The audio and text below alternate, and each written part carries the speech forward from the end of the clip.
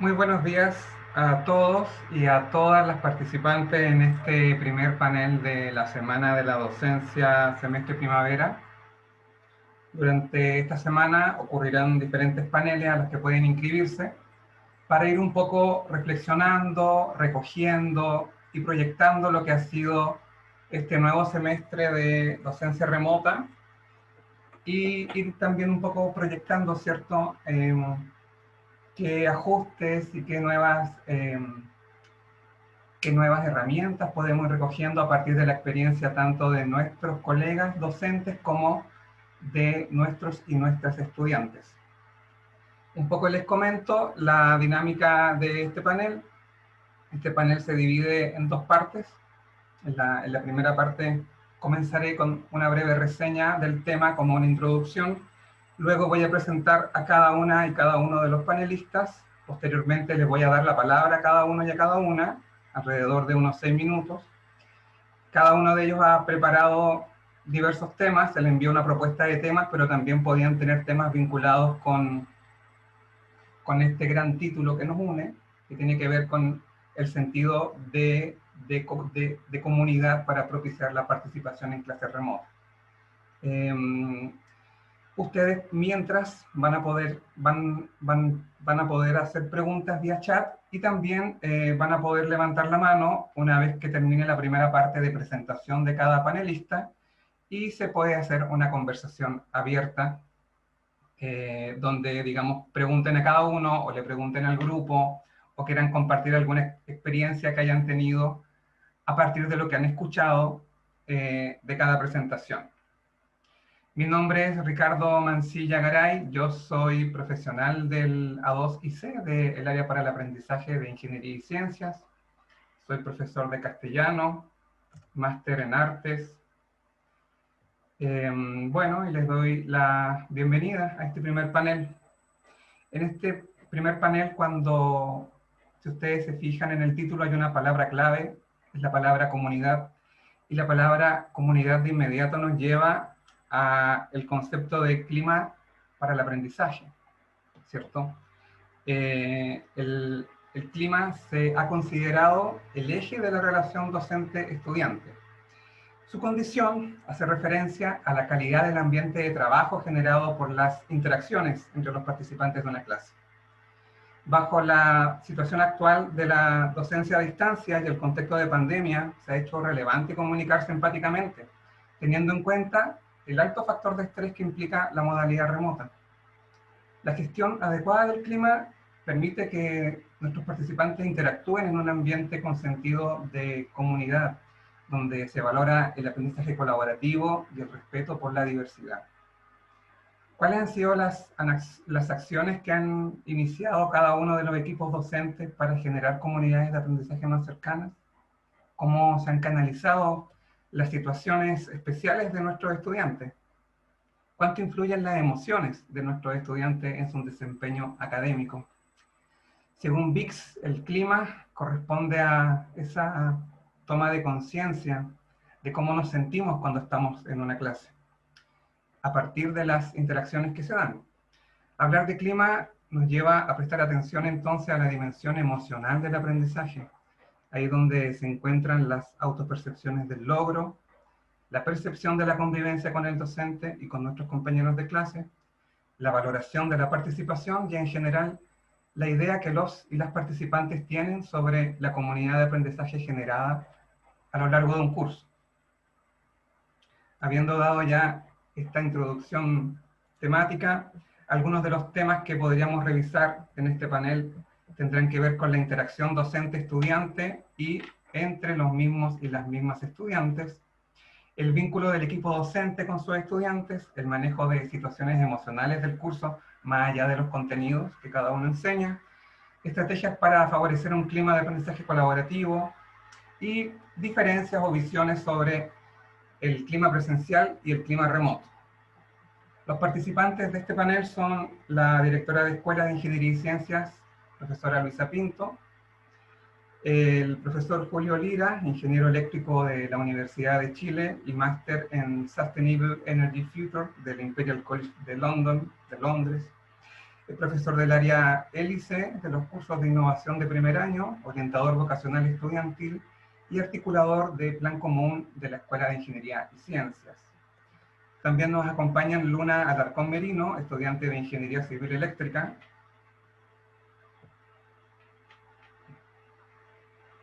Un momento, por favor. Nos acompañan también Luna Alarcón Merino, estudiante de Ingeniería Civil Eléctrica del área de Potencia y Energía, actualmente presidenta del Centro de Estudiantes de Ingeniería, con una experiencia amplia en docencia auxiliar desde el 2017 en los cursos de Plan Común del Departamento de Física.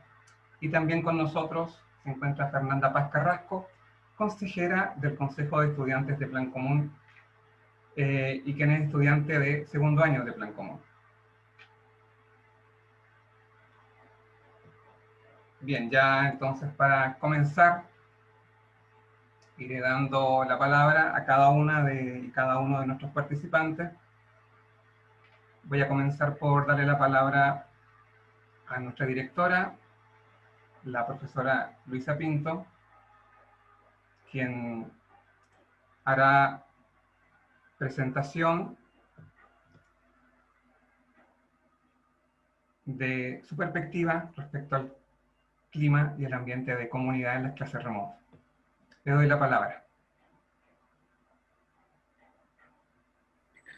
Bueno, muchas gracias por esta invitación, Ricardo, Felipe, al equipo de la 2IC.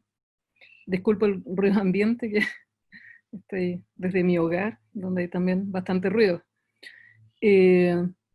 Primero quisiera presentarme, además de ser directora de la Escuela de Ingeniería y Ciencia en la actualidad. Soy geóloga como profesional, académica del Departamento de Geología de la facultad. Y siempre desde mis inicios como académica he tenido, de hecho desde mi formación como doctora en ciencias, he tenido un gran interés, o sea, más bien una pasión por la docencia. Entonces eso me ha llevado en todos mis años como docente de la facultad, ya hace 17 años, o sea, tengo una larga trayectoria ya acumulada como docente.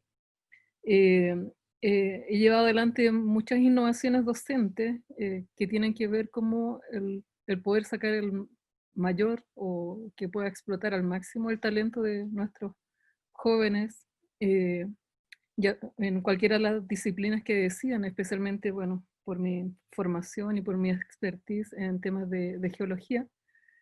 Y entonces, desde ahí me acerqué y llegué a la dirección de escuela, donde actualmente estoy desarrollando una iniciativa de innovación docente que se llama Delta, donde varias personas del equipo escuela y también de facultad estamos tratando de ver de qué manera podemos darle desafíos, grandes desafíos reales que tengan que ver con el desarrollo sostenible a nuestros estudiantes. Desde mi experiencia, este proceso formativo, para que los estudiantes se atrevan a desafiarse con grandes desafíos de este mundo globalizado, especialmente en Chile, que tenemos hartos desafíos que tienen que ver con los desastres naturales o riesgos, que desde mi disciplina tengo bastante cercanía. Entonces se requiere harto esfuerzo como para poder lograr eso, de poder darle esos desafíos a los estudiantes. Es como para darle un contexto de qué me motiva y por qué estoy acá. Lo segundo es agradecer a la 2IC que propuso este tema, que me parece muy, muy relevante, que tiene que ver con el clima en el aula, este sentido de comunidad, porque es lo que más nos ha afectado en esta situación de crisis sanitaria, sobre todo para nuestros estudiantes de primer año, que no conocen el campus, que no conocen personalmente a sus profesores, profesoras. Entonces es un gran desafío para todos los docentes el cómo podemos generar el mejor clima de aula en una situación virtual. Y es difícil, es muy, muy difícil. No creo que tengamos todavía una solución a eso. Tratamos de hacerlo lo mejor posible para crear ese clima adecuado para el aprendizaje. Y desde ahí me quiero referir a algunas de las estrategias que yo como docente he utilizado este año con mis estudiantes de geología y con estudiantes de primer año. Quisiera referirme a dos aspectos que considero que son relevantes para poder generar un buen clima de aula. Uno es lo colaborativo, como decía Ricardo, en la medida que como docentes podemos dar más experiencias de trabajo colaborativo, los estudiantes, se puede generar un mejor vínculo con los equipos docentes y entre estudiantes. Y ahí la competencia genérica que nosotros como escuela hemos instalado en los planes de estudio con la colaboración de todos los departamentos, vemos que el trabajo en equipo es fundamental. O sea, esa es la competencia que nosotros debemos relevar en, en los espacios que podamos dentro de la docencia que damos en la facultad, tal que los estudiantes se puedan conocer, se puedan generar interacciones de grupos pequeños. Y lo otro, creo que es la reflexión, o sea, que exista espacio para que los estudiantes puedan hacer reflexión, y no solamente reflexión sobre la materia en sí, o sea, el contenido que estamos, o las habilidades que estamos tratando de desarrollar, sino que también una reflexión sobre el proceso formativo. O sea, cómo estoy aprendiendo, qué me está sirviendo, qué no me está sirviendo. Nosotros en los cursos en los que he dictado, le preguntamos eso a los estudiantes. ¿Cuáles son las bondades? ¿Qué es lo que valora de nuestros cursos? Pero también, ¿qué es lo que no está funcionando? Y eso lo vamos preguntando durante el semestre, tal de poder hacer ajustes. Y eso lo hacemos siempre, pero sobre todo nos ha servido muchísimo en este periodo de crisis sanitaria, porque ahí vemos que hay ciertas estrategias que quizás no están funcionando, las ajustamos o las eliminamos o creamos algunas nuevas. Eso también lo hemos hecho para los estudiantes de especialidad, donde ellos comentan en sus reflexiones de temas en específico, comentan sobre qué necesitan como para poder aprender mejor.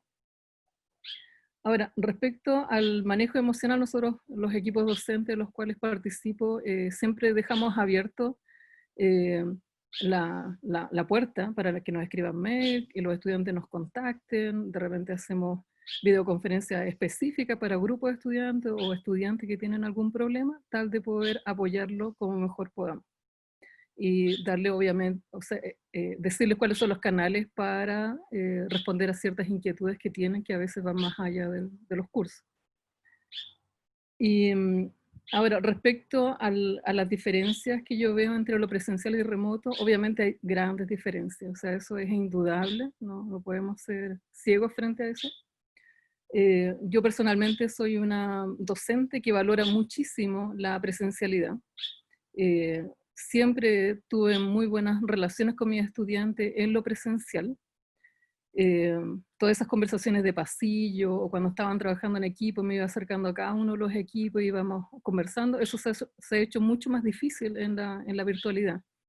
Obviamente podemos, en las aulas virtuales, por ejemplo en Zoom, podemos ir generando sesiones para los estudiantes que trabajan en equipo y los docentes o con los ayudantes nos vamos moviendo, pero nunca es lo mismo. O sea, nos ha costado harto, por ejemplo, que los estudiantes prendan las cámaras. Obviamente es súper respetable, porque es abrir su espacio privado a los docentes, pero para nosotros se hace difícil porque no vemos las caras, las expresiones, sobre si están aprendiendo, qué no se está entendiendo, y eso por lo menos en el espacio presencial nos ayudaba muchísimo, porque se ponían todos una cara de duda o no había ese feeling de que estaba llegando bien la información o las indicaciones. En el espacio presencial era mucho más fácil, ahora se hace mucho más difícil. Entonces ahí yo lo que he estado haciendo con los equipos docentes y hablando con los estudiantes es poder aproximar esas inquietudes, tanto de estudiantes como de nosotros como equipo docente, para decidir en conjunto cuáles son las mejores estrategias para comunicar. Entonces ahí relevo lo importante que es la comunicación, porque la comunicación no es solamente lo verbal, sino que también las expresiones corporales. Hay mucho más que uno pierde en la virtualidad, y tenemos que hacer mucho más esfuerzo por comunicarnos bien, de manera efectiva. Sí, no sé cómo estoy en el tiempo, Ricardo, si me queda un minuto. Un minuto. Un minuto ya. Bueno, quisiera comentar también que dentro de las iniciativas de innovación docente que estamos impulsando a nivel de escuela, con varias personas que trabajan en innovación, en sustentabilidad, para nosotros es muy, muy importante el vínculo con el medio. Y eso se ha hecho muy difícil. Nos ha costado mucho poder establecer esos vínculos vía modalidad remota. No sé, por ejemplo, cuando estábamos en presencial podríamos ir a ciertos lugares, aunque no tuvieran conectividad, nosotros podíamos ir a hablar con la gente, lugares que tenían esos problemas que queríamos desarrollar o solucionar nosotros desde un curso de desafío. Pero ahora no tenemos esa posibilidad, entonces se ha restringido los vínculos que podemos hacer con la sociedad, con la comunidad. Yo soy una fiel creyente que el aprendizaje conectado con la realidad es lo más estimulante para los estudiantes. Ellos se ultra motivan con sus carreras, con sus temas. Entonces hemos seguido haciendo esos esfuerzos, pero obviamente hemos perdido en una situación de crisis sanitaria. No se puede lograr el 100% esa maravilla de que nuestros estudiantes se vinculen con una persona que está, que tiene un problema real. Y entonces ya no es una prueba, no es un papel en blanco con un enunciado que tengo que resolver, sino que es un problema real de la sociedad. Eh, y eso bueno, hemos hecho todos los esfuerzos y vamos a seguir trabajando para que eso se pueda seguir produciendo. Y pensamos que es muy relevante para los estudiantes. Lo dejaría hasta ahí, Ricardo, y después quedo atenta a Sí. consultas, preguntas o comentarios. Muchas gracias, Luisa, por todos los antecedentes que nos has entregado, y en especial ahí destaco el tema de la comunicación, ¿no? Cómo abrimos canales para poder comunicarnos con nuestros estudiantes, para canalizar sus dudas, preguntas y incluso poder abrir espacios más allá del mail, ¿no? Estas pequeñas encuentros sincrónicos con los estudiantes me parece bastante importante. Ahí, digamos, hay una gran huella respecto a qué tan flexibles somos con nuestros programas, ¿no? Qué tan flexibles podemos ser con fechas, con entregas, en fin.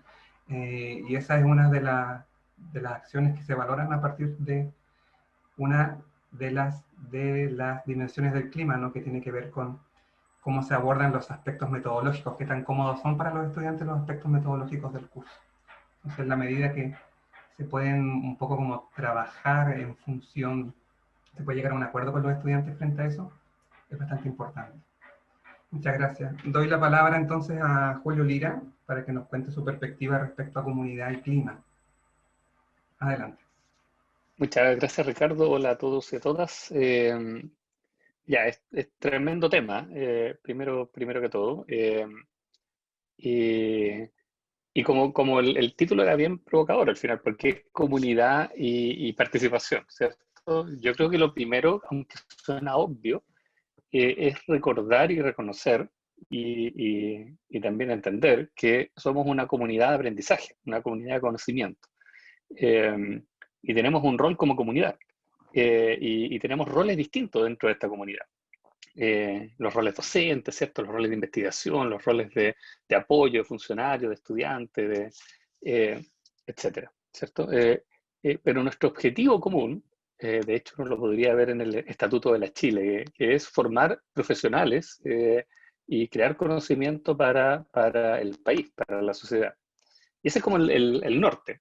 Y en ese sentido toda la comunidad tiene que comprometerse. Y cuando uno dice, oye, comunidad, quiere decir esto, que tenemos ese objetivo, que queremos lograr algo en común, que tenemos un norte, unos valores, principios que nos unen.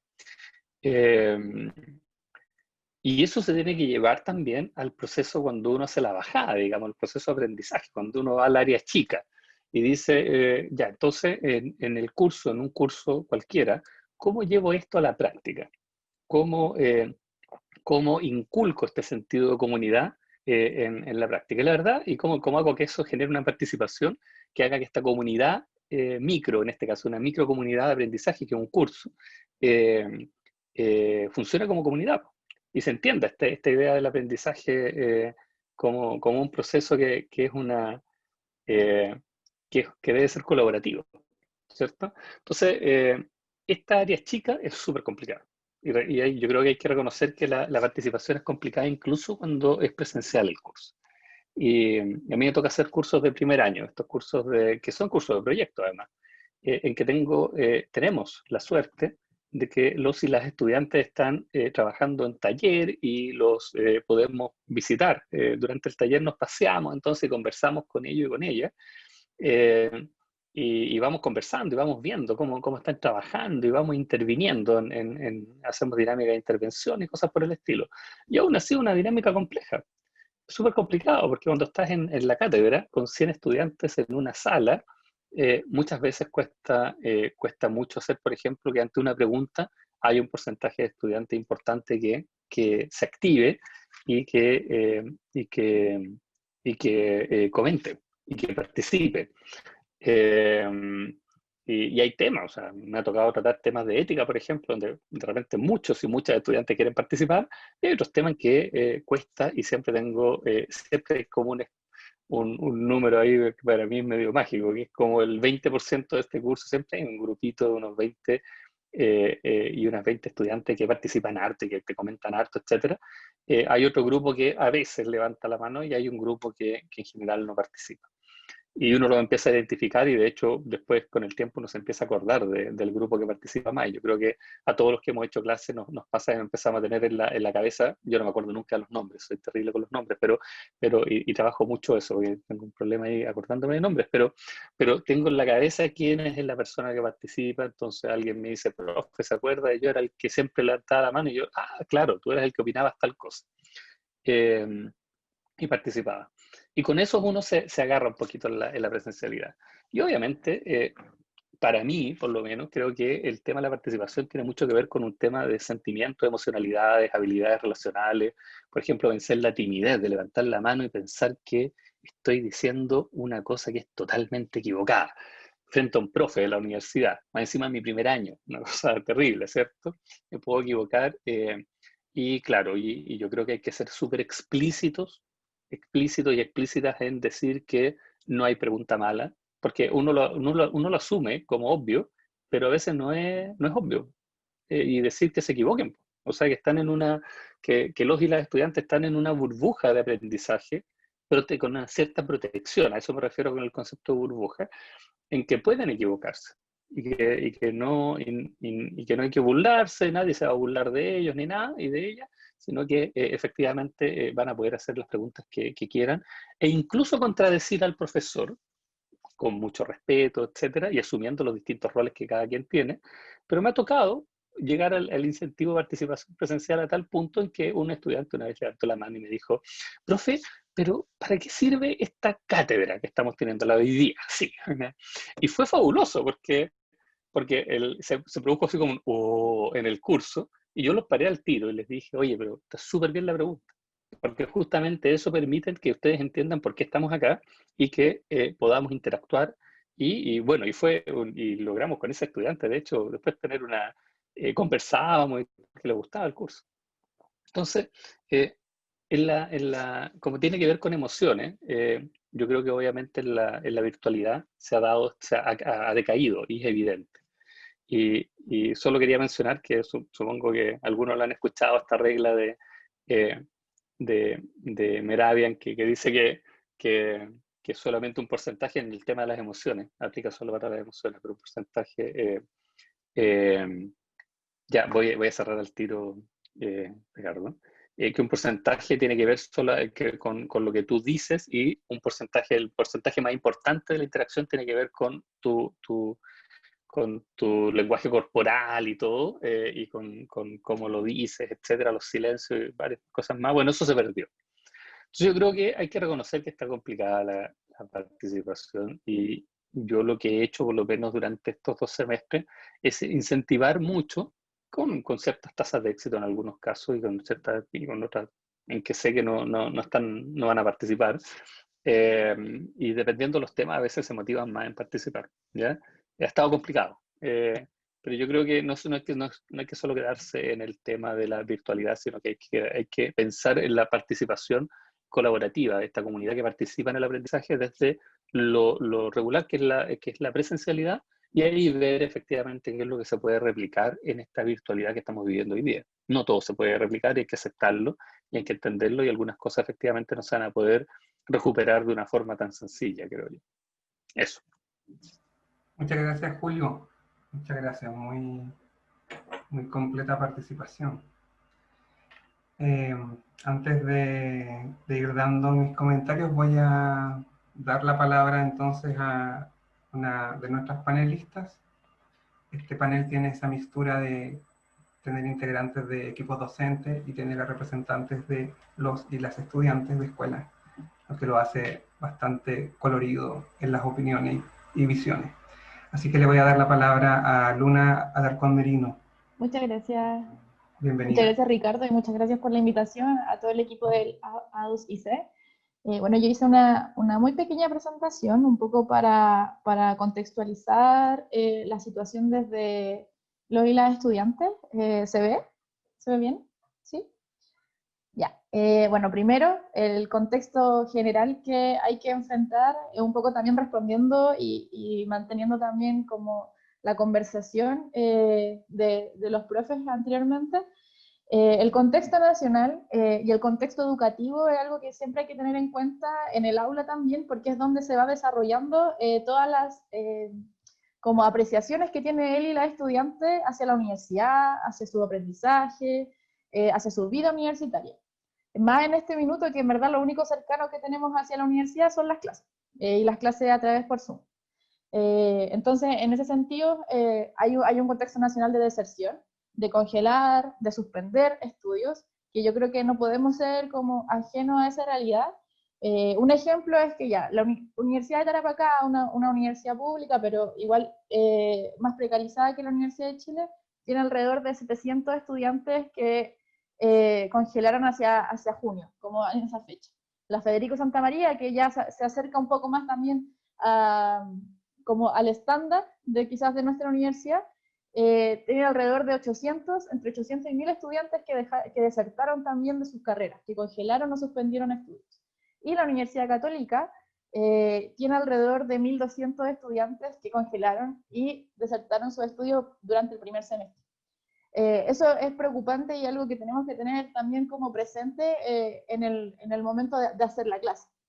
En segundo lugar está el contexto material de cada uno y de cada una de nosotros y nosotras, las situaciones familiares muy particulares que podemos vivir, situaciones de, por ejemplo, gente que vive con mucha gente en su casa, que tiene muchos hermanos, que tiene una familia muy grande, o una familia con problemática, porque también las hay, o hay un montón de ejemplos que también yo creo que nosotras y nosotras lo vivimos en nuestra realidad familiar. Los efectos de la crisis económica, sin duda, eso también le afecta al estudiante de OCHE. Hay muchos papás y mamás o también estudiantes que dejaron de trabajar, que ya no son el sustento de su casa, que ya no reciben el mismo sueldo, lo cual también genera una preocupación y un estado de ánimo al momento de enfrentarnos también a la universidad. Y por último, y lo más importante, o sea, no sé si lo más importante, pero también igual de importante está el tema del aprendizaje, del estudio, de cómo yo estudio, de cómo existe este ánimo de colaboración, como lo decían también anteriormente Luisa y Julio, que es muy importante y que siempre se da en la universidad y hoy día no lo tenemos en lo absoluto. No tenemos experiencias, no tenemos retroalimentación con compañeros o muy poca. Si yo conozco a alguien anteriormente le puedo hablar, pero si no conozco es muy difícil que yo me acerque a hablar. Y en todo eso es como contextualizar un poco lo que pasa en el aula, que hoy día vendría siendo una sesión de Zoom o una sesión online. Entonces, eso como por el lado de contexto, y aquí un poco quería presentarles las dudas que nos presentamos que tenemos los y las estudiantes, que hacen mucho referencia a si nos estamos preparando para enfrentarnos al escenario profesional. O sea, ¿cómo puedo prepararme de esta forma? ¿Se puede reemplazar mi formación por el formato online? O sea, mi formación, el que estaba acostumbrado, el que debería obtener por defecto, por este nuevo formato online y cómo llenar este vacío, porque sin duda hay un vacío educativo, hay un vacío en el aprendizaje, que hoy día no tenemos respuesta a cómo lo vamos llenando, o cómo vamos generando también como un nuevo aprendizaje, nuevas formas de ver, o para qué estamos estudiando. Y esas son las dudas que hoy día nos enfrentamos constantemente en el aula y también en todas las relaciones dentro de la universidad que estamos haciendo. Y finalmente, como presentar un poco, no sé si soluciones, por eso lo puse entre comillas, sino que son como alternativas para ir quizás haciendo más ameno esta de la conversación y la participación en clases, que tiene que ver con estas 4 cositas que puse. Primero, el vínculo, que también lo nombraban anteriormente, o sea, cómo están mis estudiantes, si les pregunto, si yo digo cómo estoy hoy día, no sé, pasó algo en mi casa, alguna cosa, claro, no personal, pero alguna anécdota, algo divertido. Contar las experiencias del docente es muy importante porque así uno se identifica también con quién me está enseñando. Dar o tener como la noción de realidad de la situación nacional que estamos viviendo, y también de que, bueno, yo soy auxiliar de métodos experimentales y me pasa que nadie va a clase. Y es súper triste porque uno prepara el PPT y la cuestión, y ya me ha pasado 3 veces que ya nadie va a clases. Entonces, en ese sentido, a veces uno se enoja, se molesta, pero hay que tener una noción de realidad y no enojarme, sino que comprender por qué nadie está asistiendo a clase, preguntar, insistir, y ahí uno va generando también como ese vínculo que nombré anteriormente. También hay una especie, o sea, también es importante como comprender al estudiante y a la estudiante, las diferentes realidades. También hay una brecha generacional que hoy día podemos definir de muchas formas. Hay profes que son como de otra generación y que quizás cuesta más entender, y eso también hay que tenerlo muy en cuenta. Y por último, la seguridad del aprendizaje, y eso es muy importante, y por lo menos mi carrera, y yo ya estoy como de salida, por decirlo de alguna forma, ¿para qué estoy aprendiendo esto? Es algo que constantemente tenemos dudas y muy pocas veces tenemos las respuestas. Y eso en verdad la presentación, y con esto, como era cortita, pero para contextualizar un poco, y estamos para también como ir cerrando y dando esta perspectiva de que tenemos los y las estudiantes en base al aula, a la participación y a la comunidad que estamos generando hoy en día. Muchas gracias, Luna, por tu presentación. Y finalmente doy la palabra a Fernanda Paz. Adelante, Fernanda. Gracias. Hola a todos y todas. ¿Cómo están? Bueno, como este panel trata un poco de cómo nos estamos llevando como comunidad y cómo estamos interactuando, yo creo que más que centrarme mucho en los puntos fijos que había invitado Ricardo a evaluar, yo creo que hay que como ver un poco esta interacción, sí, entre docente y estudiante, y entre estudiante y estudiante. Justamente como han dicho todas las personas que han presentado antes que yo, es mucho más difícil tener una interacción con cualquier persona virtualmente.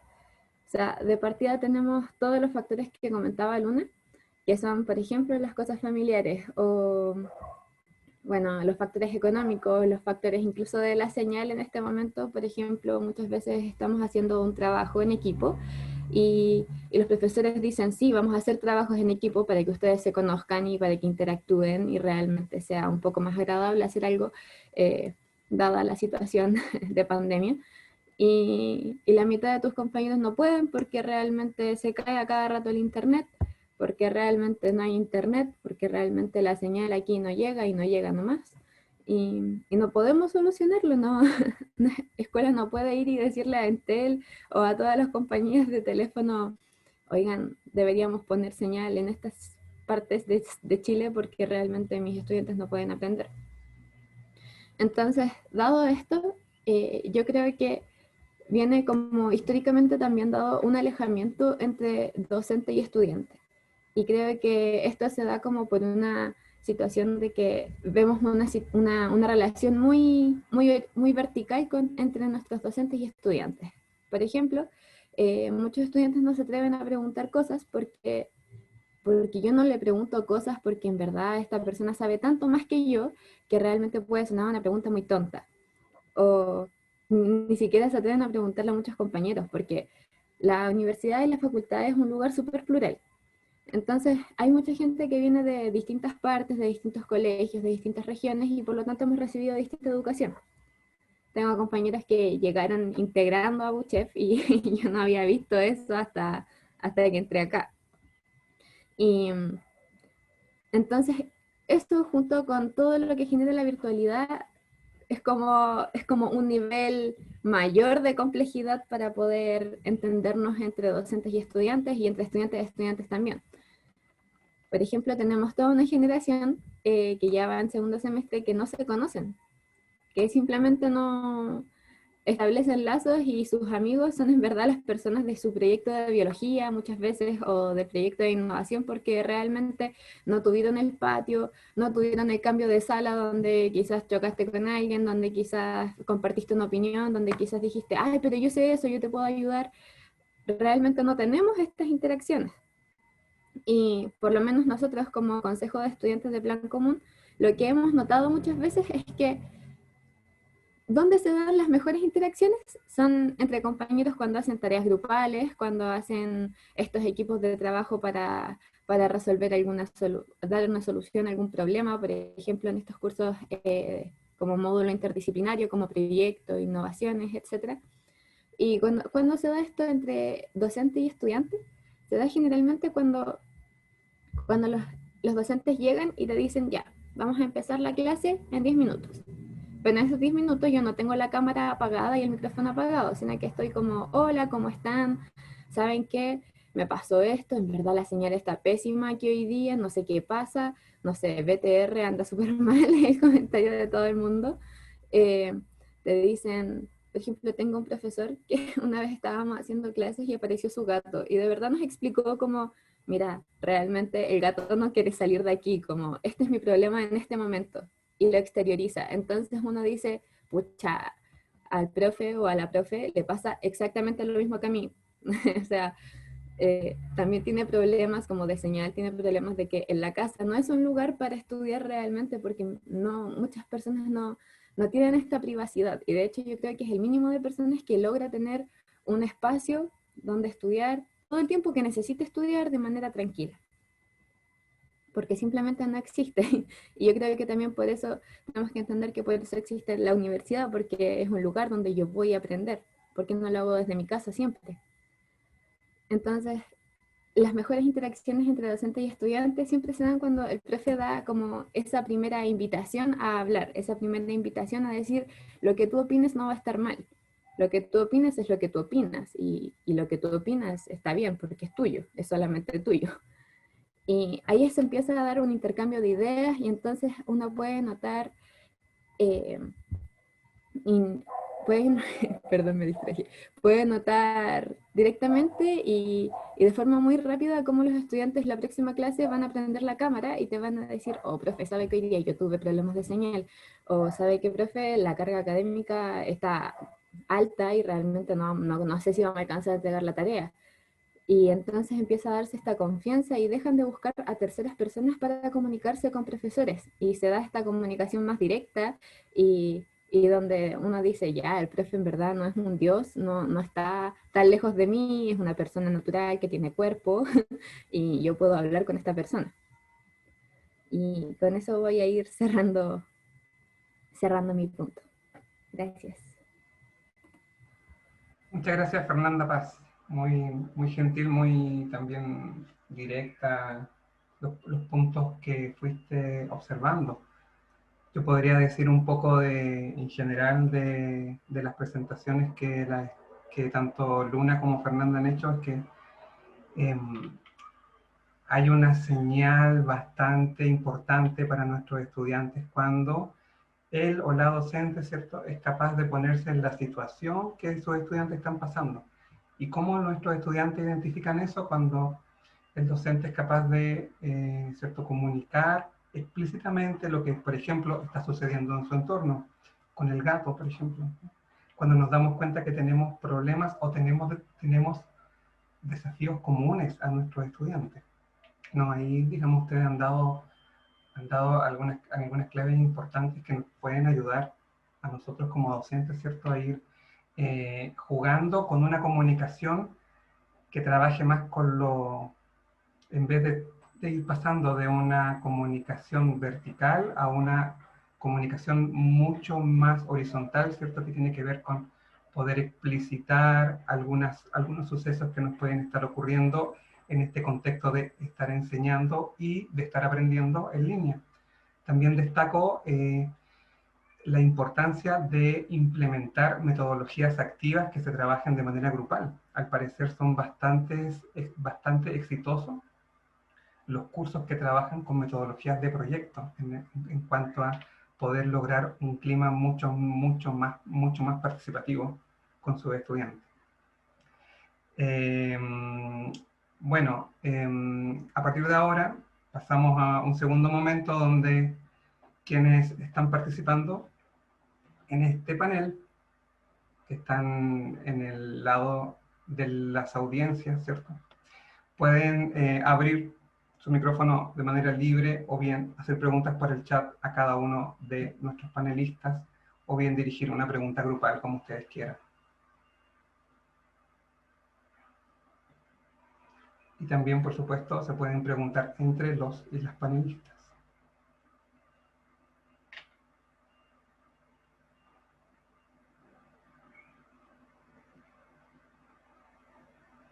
¿Tenemos preguntas, no? Ricardo. Sí, Julio. No sé, mientras a alguien se le ocurre alguna pregunta, si puedo contar un detalle que se me olvidó comentar. Por supuesto. Que me acordé cuando lo comentaban Fernanda y Luna, que nosotros en los cursos en general, los primeros minutos tienden a ser como 10 minutos en que estamos conversando entre el equipo docente y varios estudiantes nos han dicho que es como un podcast, que deberíamos hacerlo estilo podcast, digamos, y dejarlo grabado, porque a veces tocamos cualquier tema. La verdad es que nos ponemos a conversar y salen anécdotas del pasado como cosas súper presentes y contingentes. E intentando al principio del semestre, de este semestre primavera, era más fácil, como que los estudiantes todavía conversaban harto y como que también. Ahora en las últimas semanas ha sido un poco más complejo, como que cuesta ahí sacar comentarios de cualquier cosa. Y para mí, por lo menos, era como lo mismo que me pasaba presencialmente, que yo antes de partir la clase en general me sentaba en mi mesa y les preguntaba, oye, ¿qué control tienen esta semana? Y cosas por el estilo, como para estar unos minutos primero conectándonos. Y funcionaba. Creo que al final, en forma remota, esta idea como el podcast inicial, que es una conversa, hemos tratado de todos los temas que se les pueda ocurrir, que una conversa ha servido. Y le estaba preguntando, y en general yo creo que en los cursos, por lo menos proyectos, se ha estado dando esta dinámica. Y le estaba preguntando ahora a los otros y las otras profes, y tenemos buena asistencia en general, por si acaso. Hemos tenido, creo que igual es importante eso, quería mencionárselo, igual tenemos 90 estudiantes que están yendo, 94, 95.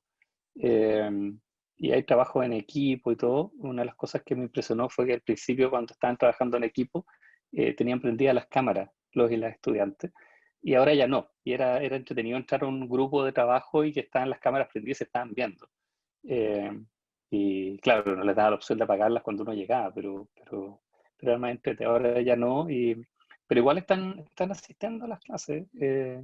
No sé si están 100% atentos y atentas, pero bueno, se conecta. Muchas gracias, Julio. Fernando o Luna, ¿quieren dar algún comentario? Yo quería complementar lo que dijo Julio. De hecho, a mí me pasa en un ramo que tenemos sesiones por grupos todos los viernes. El ramo es de Felipe. Pero, y ahí nos pasa eso, pues como que cuando estamos en la plenaria, así como en la clase, ya estamos todos con la cámara apagada y después nos vamos a los grupitos y prendemos la cámara y es como más otra dinámica. Y pasa que de repente llegan como los auxiliares y nos quedamos callados. No sé por qué pasa eso, pero como que se genera igual como esa interacción buena entre estudiantes, pero después como que uno se siente extraño. No sé bien, no sabría explicar el por qué, pero es como una situación que por lo menos a mí ya he experimentado. Gracias, Luna.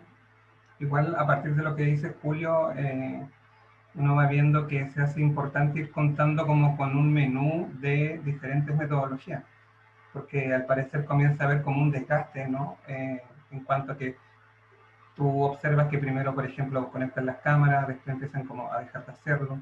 Entonces, cómo ir también como innovando en la propia práctica con las metodologías, ¿no? Cómo las metodologías y las características de esa metodología, ¿cierto?, hace que los estudiantes perciban que pueden participar de un modo mucho más dinámico, que es importante verse, encontrarse.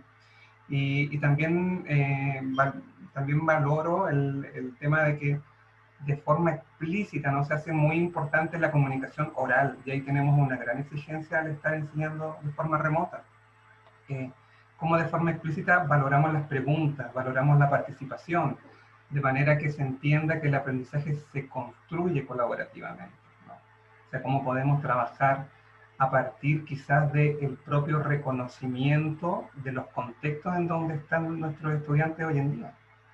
Podemos pensar, quizás algunos de ustedes han trabajado o han visto alguna experiencia que tenga que ver con, tenemos estudiantes que están en provincia, que están, de pronto cómo se puede abordar temáticamente quizás algún tema de la clase, o se puede utilizar para alguna actividad, o al abrir la clase, ¿cierto?, ir un poco conociendo qué está pasando en la provincia, o cómo las características geográficas pueden, no sé, tener algún impacto en algún tema que se esté conversando.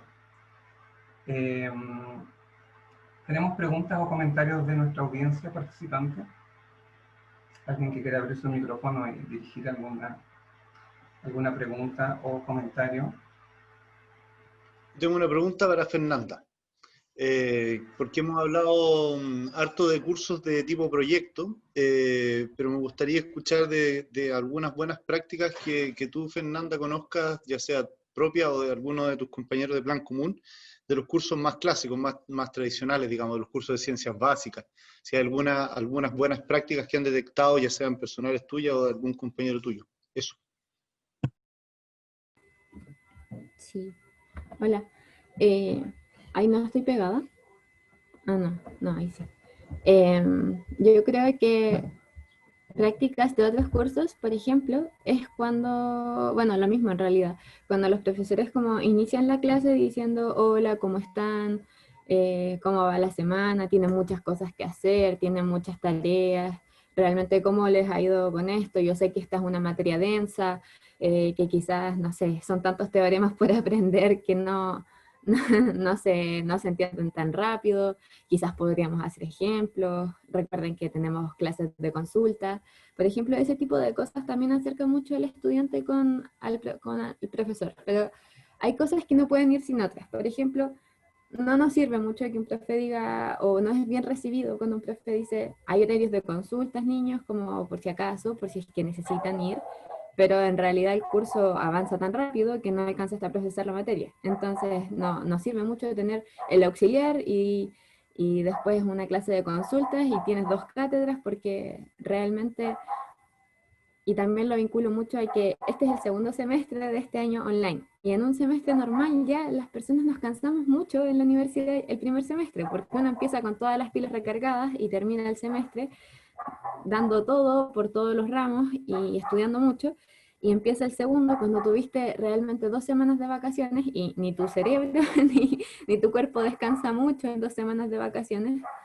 Y ahora en pandemia, por ejemplo, sé de muchos casos, incluso muy en lo personal, hemos trabajado un montón en la casa, entonces terminé agotado el primer semestre y todo el mundo también empezó agotado el segundo semestre, entonces los profes de repente te dicen, tenemos clases de consulta y podemos tener esta otra clase y agregar este y este material docente, y uno dice, ¿y en qué momento? Como tengo que ponerme al día con estas clases, tengo que aprender realmente a cómo desarrollar estos otros ejercicios y después quizás tengo consultas, pero por muy buena onda que sea una parte de la clase, la motivación de tener clases, no sé, de desarrollo de ejercicios, no tengo consultas por hacer porque realmente todavía no tengo la materia vista.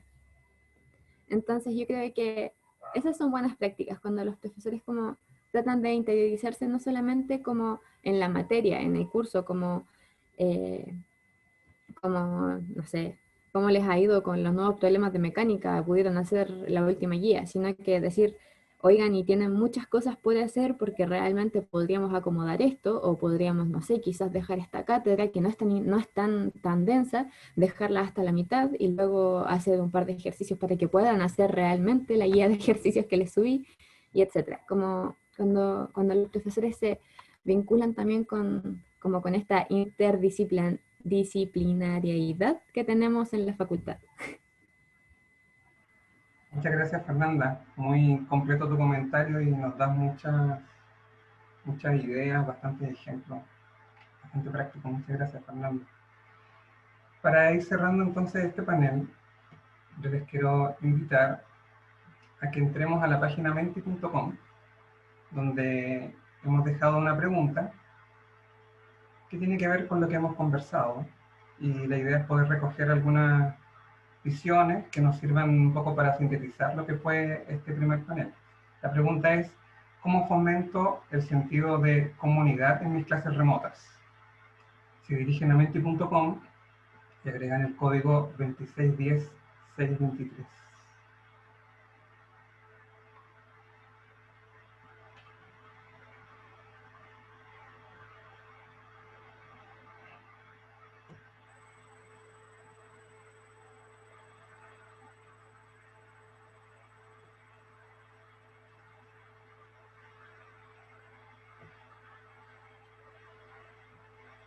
Vamos a ver qué es lo que está sucediendo.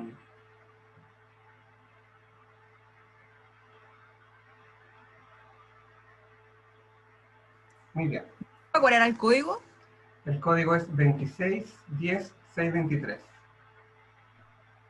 La pregunta es, ¿cómo fomento el sentido de comunidad en mis clases remotas? Hay un primer comentario que dice, generando conversaciones espontáneas y naturales. ¿Sí? Explicar que somos una comunidad de aprendizaje. Y quizás hace muy importante definir qué entendemos por una comunidad de aprendizaje.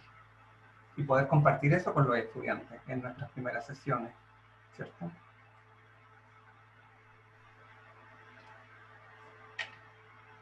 Hay otro comentario, dice, hacer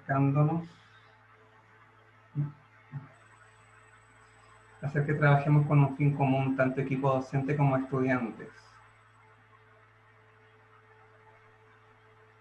Bien, tenemos más comentarios.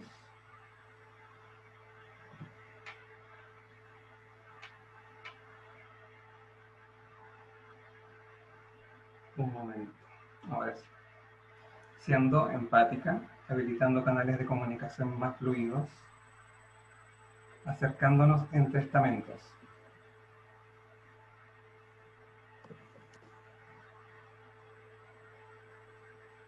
Sí, yo puedo decir que se hace muy importante por lo que hemos conversado, poder establecer dinámicas de comunicación mucho más naturales, ¿no? Mucho más espontáneas. Y hay que ver de qué manera eso no afecta la formalidad de una formación en educación superior, ¿no? O sea, que seamos empáticos en nuestra comunicación o que generemos conversaciones naturales, hace que se nos caiga la corona de alguna manera. ¿Pierde algo mi clase o gana algo?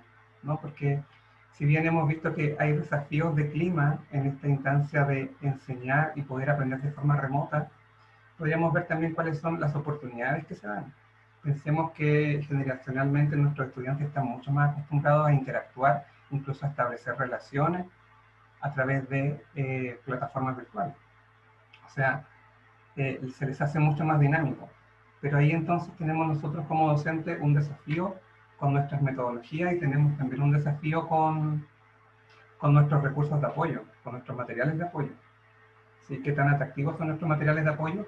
Y cómo, por ejemplo, trabajamos con la metodología con la tecnología en la clase. Dice, establecer un saludo al inicio de nuestras clases más dialogadas, realizar seguimiento a los estudiantes que no están asistiendo a las clases virtuales. Bien. Ricardo, antes ¿Sí? que que terminemos. Quisiera agradecer a Luna y a Fernanda. Yo creo que pusieron puntos súper relevantes y también ahí en Mentimeter aparecen hartas ideas interesantes.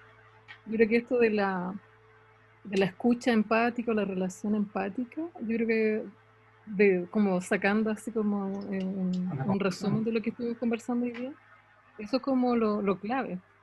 Y yo creo que ahí nos dan hartas señales, por lo menos para escuela, más allá de mi rol de docente, para mis cursos, el poder fomentar o capacitar, como talleres, no sé, la misma 2IC, pudiera considerar capacitaciones específicas sobre la escucha empática, que no es algo tan intuitivo. Por lo menos en mis cursos yo lo he aplicado, pero le he pedido a expertos, no sé, actores que nos ayuden a enseñarle a nuestros estudiantes la escucha empática para, por ejemplo, para cuando se relacionan con el medio, poder escuchar efectivamente al otro, no solamente desde las ideas que uno tiene, sino que realmente parar lo que uno tiene como idea y escuchar realmente al otro. Y eso no es tan fácil, sobre todo en nuestra facultad. Es un gran desafío. Así que yo me voy con eso. Así que le agradezco a Fernanda y Luna, que yo creo que muy bien lo han establecido en las diversas recomendaciones que nos hacen a nosotros como docentes. Muchas gracias, Luisa, Luna, Fernanda, Julio, a los participantes en esta conversación. Y claro, podemos ver que hay un desafío en pensar que paso quizás de una clase mucho más expositiva, como la que hacía en sala, a una clase en donde hay una exigencia mucho más dialógica. Entonces, pensar cómo podría ser una clase, una planificación basada más en un relato, ¿cierto? ¿Cómo planifico quizás como contando una historia o involucrándome en un caso, ¿cierto? De manera, creo que era Luna o Fernanda que hablaban de cómo captar la perspectiva profesional de la clase, entonces quizás trabajar mucho con el relato profesional de cada docente podría ser interesante. Entonces es hacer un puente entre la clase expositiva y una clase dialogada, en donde ese diálogo, como dice Luisa, se hace muy importante escuchar a nuestros estudiantes. Entonces, ¿cómo planificamos un relato? Nuestra clase como un relato. Hay un desafío bastante interesante ahí, porque al parecer todas las interacciones virtuales nos exigen bastante cercanía, ¿cierto? Convertir esta cercanía virtual en una cercanía real, apoyada por el relato, por las interacciones positivas, ¿no? Y porque las metodologías lo puedan permitir. Bueno, les agradezco mucho su participación, bastante valioso, también me voy con muchas ideas y como área también nos vamos con desafíos.